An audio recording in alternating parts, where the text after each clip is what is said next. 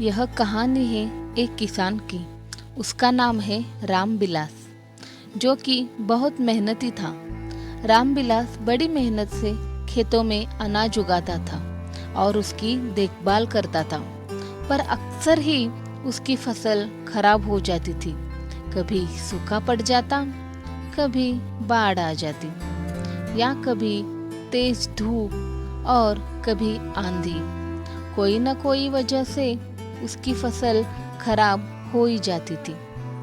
एक दिन रामबिलास पेड़ के नीचे बैठकर अपनी बर्बाद हुई फसल को देख रहा था, और तभी वह गुस्से से आसमान की तरफ देखकर भगवान से कहता है कि मालिक, आपको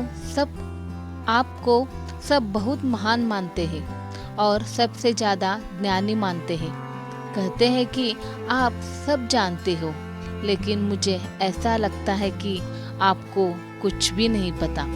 मुझे यह लगता है कि आपको तो यह भी नहीं पता होगा कि फसल कैसे होती है। अगर आप यहाँ जानते होते तो हर समय जो बाढ़, आंधी और तूफान आते हैं वह कभी आने नहीं देते। आप नहीं जानते कि कितना नुकसान उठाना पड़ता है हम किसानों को। अगर मेरे हाथ में शक्ति होती कि जैसा मैं चाहूँ वैसा मौसम हो जाए, तो फिर आप देखना मैं फसल को कितने अच्छे तरीके से उगाता हूँ। तभी उतने में ऊपर से एक आवाज़ आई, ले, मैं तुझे यह ताकत देता हूँ कि आज से तू जैसा चाहे वैसा मौसम करके अपने फसल को उड़ा सकता है और अपनी फसलों को हिफाजत कर सकता है। एक दो दिन गुजरने के बाद रामबिलास ने फिर से अपने खेत में गेहूं की फसल उगाई। अब रामबिलास के पास तो शक्ति थी, वह जैसा चाहे वैसा मौसम कर सकता था। तो रामबिलास ने आंधी, तूफान और बाढ़ कुछ भी अपने खेतों पर आने नहीं दिया। रामबिलास ने अपनी फसलों को बर्बाद होने से बचाया, और उस साल रामबिलास के खेत में ऐसी फसल हुई जैसे पहले कभी नहीं हुई थी।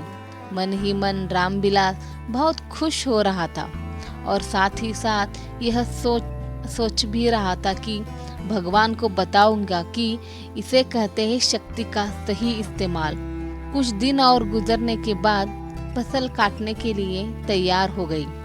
रामबिलास बड़े उत्सुकता के साथ फसल को काटने लगा, पर जैसे ही उसकी नज़र गेहूं की बोलियों पर पड़ी तो वह हैरान हो गया, क्योंकि उन बोलियों में गेहूं के दाने ही नहीं थे। गेहूं के एक भी बोली के अंदर गेहूं का दाना नहीं था। सारी बोलियां अंदर से खाली थी। रामबिलास बड़ा परेशान हो गया और फिर से भगवान को पुकारने लगा। वह जोर जोर से चिल्ला कर यह कह रहा था, भगवान, शायद तूने मुझे कोई सजा दी है। तभी ऊपर से आवाज आई कि मैंने तुम्हें कोई सजा नहीं दिया है, बल्कि इसके जिम्मेदार तुम खुद हो। तुमने अपने पौधों को संघर्ष करने का मौका ही नहीं दिया।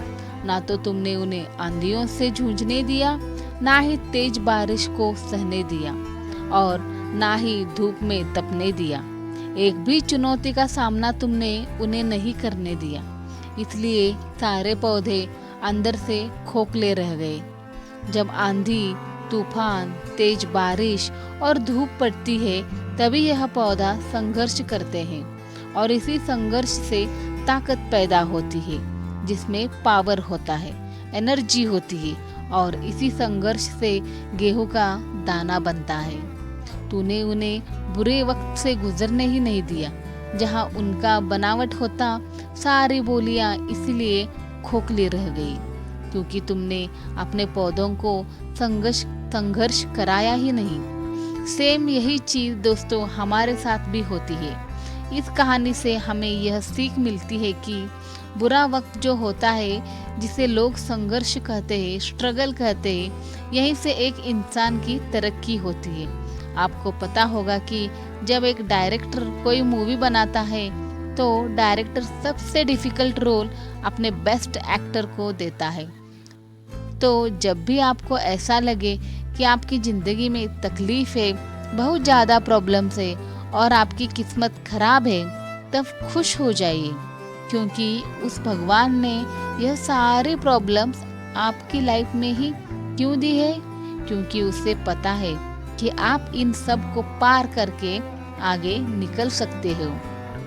और जरा सोच कर तो देखिए कि अगर आपकी जिंदगी में कोई प्रॉब्लम्स ही ना हो, कोई संघर्ष ही ना हो, तब जिंदगी जीने में मज़ा ही नहीं आता है। और जाते जाते एक बात याद रखिए कि इस चैनल को सब्सक्राइब करना भी मत भूलिए। अगर कहानी आपको अच्छी लगी तो लाइक, शेयर और सब्सक्राइब ज़रूर कीजिए।